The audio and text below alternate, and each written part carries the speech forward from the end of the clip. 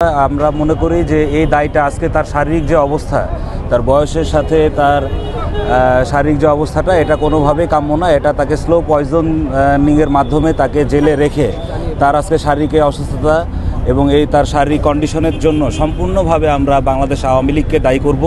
তাকে যেভাবে শারীরিক নির্যাতন করা হয়েছে জেলে রেখে, এটা কোনোভাবেই কাম্য ছিল না। তিনি বাংলাদেশের গণতন্ত্রের প্রতীক দেশনেত্রী বেগম খালেদা জিয়াকে যেভাবে তারা জেলে রেখে কষ্ট দিয়ে শাস্তি দিয়ে তাকে তার যে শারীরিক অবস্থা তৈরি করছে, এটার জন্য অবশ্যই বাংলাদেশ আওয়ামী লীগকে দায়ী থাকতে হবে।